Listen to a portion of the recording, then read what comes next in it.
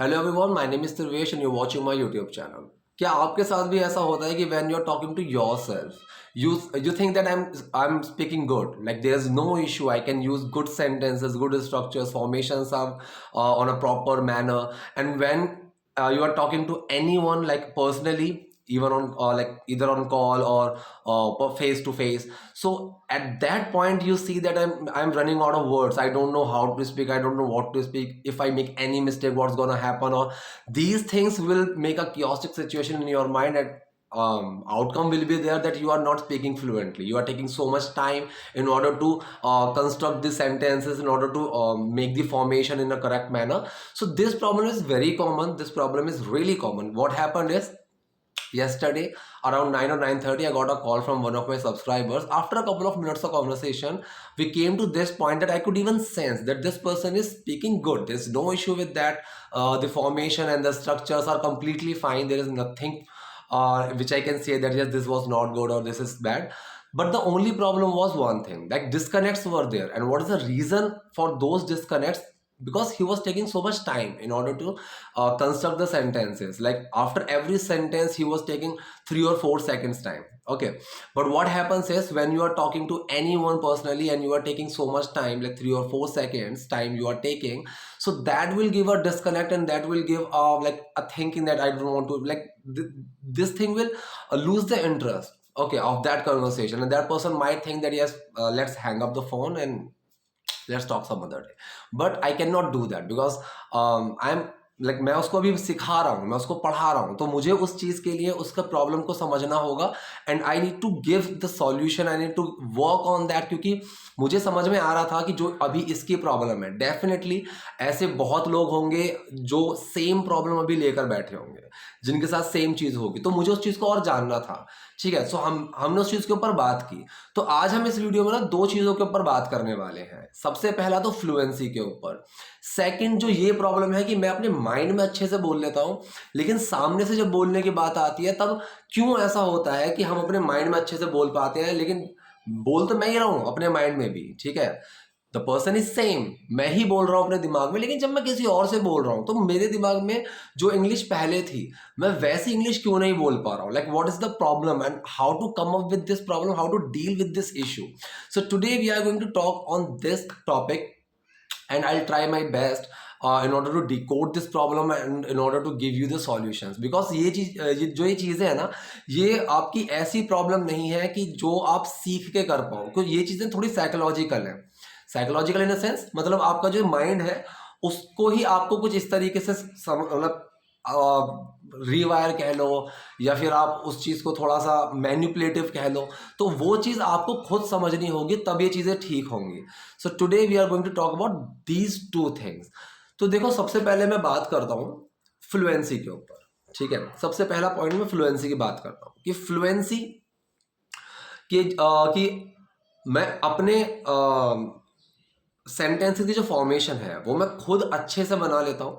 मैं जब बात करता हूँ तो मेरे सेंटेंसेस ठीक होते हैं, फॉर्मेशन ठीक होती है, लेकिन वो मैं फ्लुएंटली क्यों नहीं बोल पाता हूँ. ठीक है, मुझे इतना अटकना क्यों पड़ता है. ऐसा क्यों नहीं है कि जैसे मैं हिंदी बोल रहा हूँ मैं इसी तरह से इंग्लिश बोलूँ, कि ऐसा क्यों नहीं हो सकता है. ठीक है, और अगर ऐसा हो सकता है, so what are the steps I need to follow, what are the things I need to add in my daily routine or add in my conversation, so these things will help me. And at one point I can say that yes, now I am bit fluent in this, I don't need to think much. ठीक है, तो देखिए, fluent का मतलब क्या होता है. पहली बात तो फ्लुएंट का मतलब होता है, मतलब कोई चीज एज बह रही है, आराम से हो रही है, बिना अटके हो रही है. कोई भी काम आप फ्लुएंटली तभी कर सकते हो जब आपको उसके बारे में ज्यादा सोचना ही ना पड़े. ये चीज आपको समझनी होगी.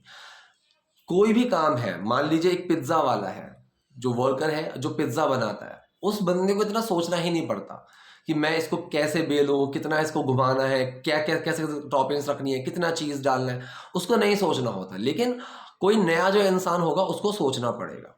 कुछ टाइम के बाद, प्रैक्टिस के बाद वो चीज़ें हो जाएंगी. ठीक है, ये प्रैक्टिस का जो फंडा है, मैंने कल भी अपनी वीडियो में बताया था. इस प्रैक्टिस के फंडे का मेन रीज़न है, मतलब मेन जो इसका एक एजेंडा है कि जो ये काम करता है, ये आपके सबकॉन्शियस माइंड को ट्रेंड करता है. ठीक है, जब आपका सबकॉन्शियस माइंड ट्रेंड हो जाता है ना, जो चीज़ें आपके सबकॉन्शियस माइंड में है वो चीज़ों के बारे में आपको सोचना ही नहीं पड़ता। मैं हिंदी बोल रहा हूँ, मुझे हिंदी के बारे में क्यों ज़्यादा सोचना नहीं पड़ रहा, क्योंकि वो मेरे सबकॉन्शियस माइंड से आ रही है। फ्लुएंसी हमेशा सोच के नहीं आती है, फ्लुएंसी बिना सोचे आती है। जो भी काम आपका बिना सोचे आराम से आप कर पा रहे हैं, ब्रश करना, नहाना, खाना खाना, पानी पीना, जो भी चीज़ आप बिना सोचे, बिना कैलकुलेट किए, बिना कैलकुलेटिव अप्रोच लगाए हुए आप कर पा रहे हैं, वो सारी चीज़ें आपके सबकॉन्शियस माइंड की पावर होती है। और फ्लुएंसी के लिए भी इसी चीज़ का मेन रीज़न है, ठीक है। तो मेन जो हमारा फंडा है फ्लुएंसी के लिए, एक ही चीज़ है कि अगर आपका सबकॉन्शियस माइंड ट्रेंड है तो फ्लुएंसी आएगी। अगर ट्रेंड नहीं है तो आप कितना भी सीख लो, आप कुछ भी बोलोगे तो आपका लॉजिकल माइंड काम करेगा। And when ever your logical mind works, if you are in a position कि you are doing something and every time you are doing the same thing, your logical mind works, ये कुछ गलत हो रहा है, ठीक है। सो आपको अपना सबकॉन्शियस माइंड जो है भाई, वो उसको ट्रेन करना पड़ेगा। उसको ट्रेन करने की कुछ टेक्निक्स जो है वो हम इस वीडियो में आज बात करने वाले हैं, ठीक है। तो पहली चीज आपको ये समझ में आ गई कि भाई फ्लुएंसी जो आती है वो आपके सबकॉन्शियस माइंड से आती है, ना कि आपके कॉन्शियस माइंड से। जब भी आप सोच के कोई चीज करते रहोगे तब तक वो फ्लुएंसी आएगी ही नहीं। कोई भी काम जो आप बिना सोचे कर पाओ वो आपको फ्लुएंसी, मतलब आप खुद सोच लो कि अब मैं इस चीज में फ्लुएंट हो रहा हूँ, ठीक है। रात को सोते हुए मैं करवट ले लेता हूँ बिना करे कि करवट कैसे लूँ, कैसे मुड़ूं, नहीं, वो ही होता है हमारा सबकॉन्शियस माइंड कि उस चीज के बारे में हमें सोचना ही नहीं पड़ता, ठीक है। तो अब हम बात करते हैं कुछ ऐसे पॉइंट्स के बारे में जिससे हम अपनी सबकॉन्शियस माइंड की जो पावर है वो बढ़ा सकते हैं। कल जो मैंने वीडियो डाली थी उसके ऊपर एक कमेंट आया था। उस कमेंट में यह था कि सर मैं सोते सोते अगर कुछ सुनूं, ठीक है, अगर मैं सोते सोते इंग्लिश का कुछ सुनूं तो क्या मेरी उससे फ्लुएंसी आएगी, मतलब उस चीज से मेरा सबकॉन्शियस माइंड ट्रेंड होगा? यार मैं तो नहीं मानता। क्यों नहीं मानता? क्योंकि सोते सोते आपका दिमाग कहाँ जा रहा है, आप उसको, वो तो आपके कान में जा, चलो आवाज आ रही है, आपका दिमाग उस चीज में कितना हो रहा है वो चीज मुझे नहीं पता, ठीक है। उस चीज पे आप कोई कंट्रोल नहीं कर सकते। उस चीज को आप बार बार क्या रोकोगे, किसी ने क्या बोला फिर वापस सुनो, बहुत हैट्रिक हो जाएगा, मुझे नहीं लगता। अगर आपको नींद आ गई तो किसी चीज काम की नहीं है, फिर तो वो बिना मतलब की आवाजें हैं, ठीक है। सो पहली चीज, मैं इस चीज को तो नहीं मानता हूँ कि सोते सोते अगर आप कोई चीज सुने। मैंने ऐसी वीडियोस देखी हैं कि सोते सोते आप ये चीज सुनो, या सोते सोते जो है आपका तो लॉजिकल माइंड भी काम नहीं करेगा। अगर आप लेटे हुए हो, आपका इंटेंशन ही नहीं है किसी चीज को सुनने का, तो आपका लॉजिकल माइंड भी काम नहीं करेगा, मत सुनो, ठीक है। ये चीज नहीं है। पहला जो मैं इसमें स्टेप बताना चाहूंगा वो है आपका राइटिंग और रीडिंग। और जब मैं राइटिंग की बात कर रहा हूं ना, ये जो हम मैसेजेस लिखते हैं, टाइप करते हैं, नहीं नहीं नहीं, ये नहीं। इसमें ना ये मैं समझा नहीं पाऊंगा, लेकिन इसमें ना एक फील नहीं आता है। आप एक पेपर और पेन लो, उसके ऊपर एक हेडिंग डालो, कोई भी आप पॉइंट उठाओ, कोई भी, पॉपुलेशन, पॉल्यूशन, कोविड-19, YouTube, Facebook, social media, mobiles, internet, आप कोई भी एक टॉपिक उठाओ, उस टॉपिक के ऊपर आप 5, 6, 10, 15 जितने लाइन्स आप लिख पाओ वो लिखो, ठीक है। अपना रूटीन लिख दो, आपकी अपनी प्लानिंग लिख दो, आप क्या करना चाहते हो वो लिख दो, लेकिन कुछ भी हो आपको लिखना वो पेन पेपर पे है, ठीक है। जब आप उस चीज को लिखना शुरू करेंगे ना, तो आपके अंदर वो एक अलग सी फीलिंग आएगी, आपके पास सोचने का टाइम होगा। जब हम फोन पे लिखते हैं ना, मैंने खुद ये चीज नोटिस की, एक ना हड़बड़ाहट सी होती है, एक जल्दबाजी सी होती है। किसी को अगर मैसेज करना है वो नहीं इतना वेट करेगा। और फोन पे मैं आपको बोल दूं कि चलो एक छोटा सा नोट बनाओ, नहीं बनाओगे यार, नहीं बनाओगे। तो आप उस चीज को एक पेपर पेन पे लो और एक छोटी सी कोई नोटबुक बनाओ, अपनी प्रैक्टिस बुक बनाओ, कुछ भी बनाओ, लेकिन आप दिन में 5 मिनट, 10 मिनट, 15 लाइन, 20 लाइन्स आप लिखो, और वो चीज आप पेन पेपर से लिखो।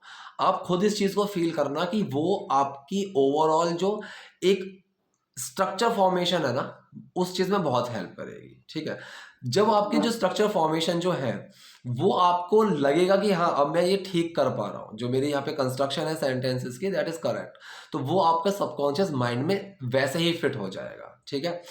फ्लुएंसी तभी आती रहेगी जब आप कंसिस्टेंसी रखोगे। जो भी मैं स्टेप्स बता रहा हूं, अगर आप इनको फॉलो करने का सोचते हो तो एक चीज याद रखना, कंसिस्टेंसी बहुत बहुत बहुत जरूरी है। आप इस चीज को आज कर लो, कल मत करो, फिर परसों कर लो, 2 दिन बाद मत करो, उस चीज का कोई सेंस नहीं है, नहीं होगा, ठीक है। कंसिस्टेंसी कंसिस्टेंसी इज, मैं तो मानता हूँ कि consistency is mother of fluency. कि if you are looking for anything and you want to be fluent in anything, then the first thing you have to do is consistency, you need to follow is consistency, you need to keep in mind is consistency. ठीक है, तो अभी आपने कोई चीज लिखनी शुरू कर दी, पेन पेपर पे लिखनी शुरू कर दी, ठीक है, it will take some time, ठीक, कि आप स्टार्टिंग में थोड़ा धीरे लिख पाओगे, ठीक है, gradually you will see that now the words, like if you were writing 10 lines in 5 minutes, now you are writing 10 lines in 2 minutes। वो चीज़ क्यों हो रही है? क्योंकि आपका सबकॉन्शियस माइंड ट्रेंड हो रहा है उन सेंटेंसेस फॉर्मेशन को आसानी से बनाने में। जैसे ही आपके दिमाग में कोई चीज़ आई उसको आपने लिख दिया, ठीक है। प्रॉब्लम तो यही आती है ना, हमारा लॉजिकल माइंड काम करता है कि पहले हमारे दिमाग में कोई चीज़ आई, वो आएगी हिंदी में, फिर हम उस चीज़ को डिकोड करेंगे इंग्लिश के अंदर, फिर हम उस चीज़ को ट्रांसलेट करेंगे, फिर हम उस चीज़ को बोलेंगे। ऐसे अगर करते रहोगे तो फ्लुएंसी नहीं आएगी, आप बोल सकते हो, ठीक है। You can say that you can speak in English, but fluency will not be there. The time when you don't have to work with your logical mind, that time fluency will start।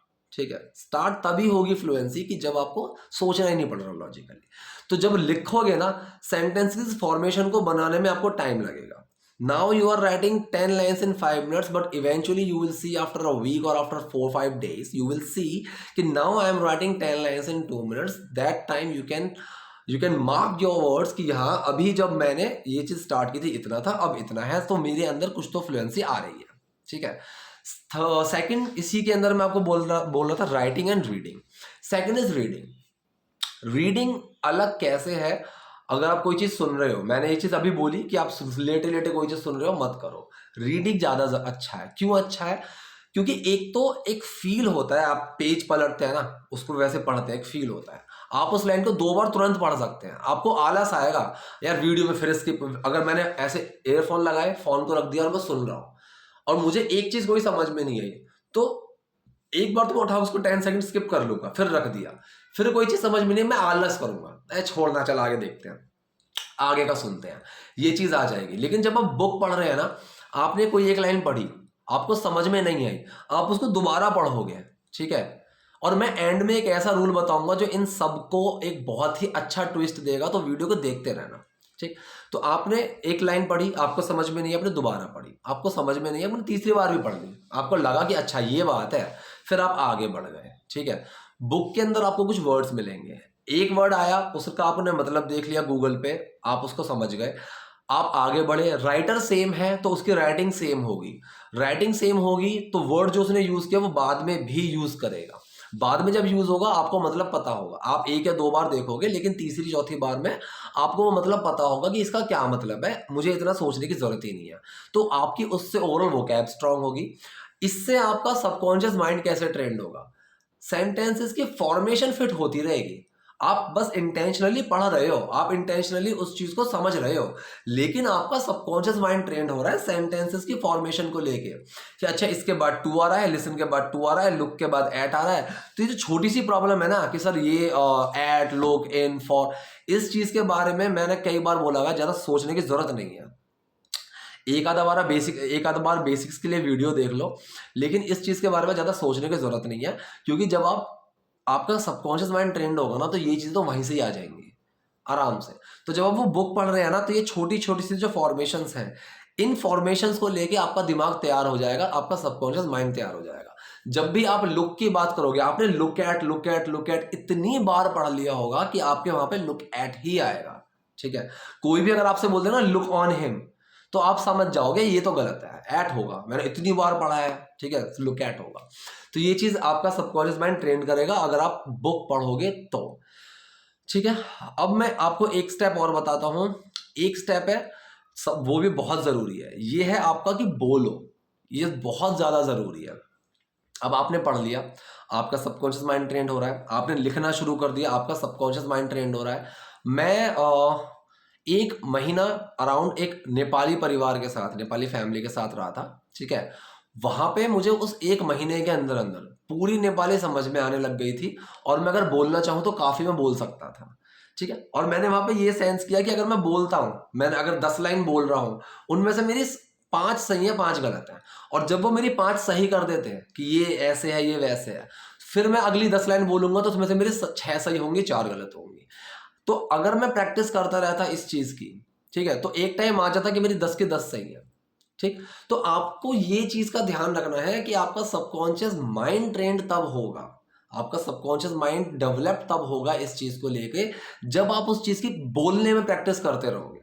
ठीक है, बोलने में practice करने के लिए अगर आपको starting में आपका लॉजिकल माइंड ही काम करता है, साइड में रख दो। ठीक है, लॉजिकल माइंड को साइड में रख दो। आपको क्या करना है, अब ये मेरा जो वो स्टेप था ना कि मैं दिमाग में अच्छे से बोल लेता हूँ, सामने से अच्छे से नहीं निकलती है, मैं आप उसको इंक्लूड करता हूँ यहाँ पे कि जब भी आपको ये लगता है कि अगर मैं बोलूंगा तो मेरा तो लॉजिकल माइंड ही काम करेगा, सबकॉन्शियस माइंड कैसे ट्रेंड होगा, मैं बताता हूँ कैसे ट्रेंड होगा। लॉजिकल माइंड को साइड में रखो, आप हिंदी में बात करो।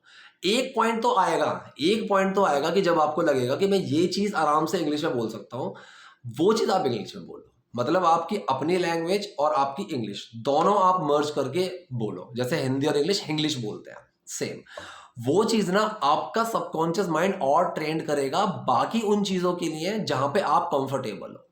ठीक है, तो जब आपको ये लगेगा ना कि मैं 10 में से 6 बातें हिंदी में बोल रहा हूँ, 4 बातें इंग्लिश में बोल रहा हूँ, ठीक है, तो वो 4 बातें आपकी पक्की हो जाएंगी, आपके अंदर कॉन्फिडेंस आएगा।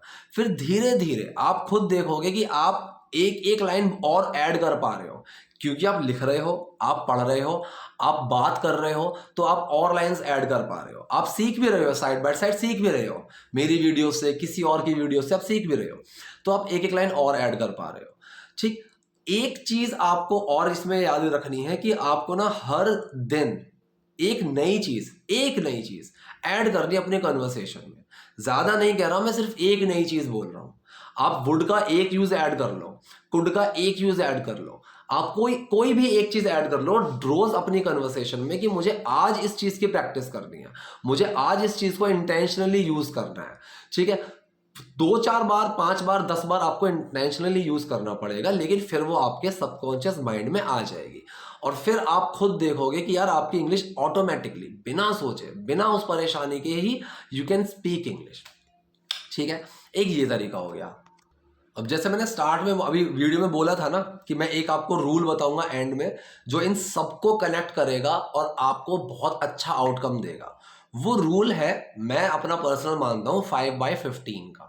5/15 क्या है, मान लो आप एक वीडियो देख रहे हो, ठीक है, मैंने बोला कि अपने आप को इंग्लिश के एनवायरनमेंट में रखो, लिखो, बुक्स पढ़ो, या फिर अगर आप सीखने के मोटिव से भी अगर आप चाहो कि मैंने लिख लिया, बुक भी पढ़ लिया, अभी मैं थोड़ा रिलैक्स करता हूँ तो मैं वीडियो देख लेता हूँ इंग्लिश की, उसमें भी मेरा हो जाएगा। अगर आप इस इंटेंशन से कर रहे हो तो वीडियो अगर आप कोई चला रहे हो ना, तो ये चीज मत करना कि मैं 10 मिनट की वीडियो देख रहा हूँ, 10 मिनट में एक एक जो सेंटेंस है सबको ले रहा हूँ, वो दिमाग थका देगा आपका।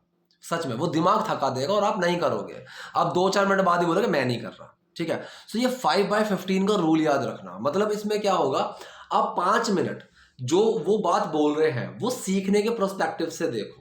ठीक है, कि कोई सेंटेंस नया है, कोई इसमें कुछ वर्ड नया है, कोई फॉर्मेशन अलग है जो आप यूज नहीं करते हो, विच यू कैन यूज, आपने कहीं वो लिख ली, so that I can add in my conversation, I can add in my talks and I can improve overall it.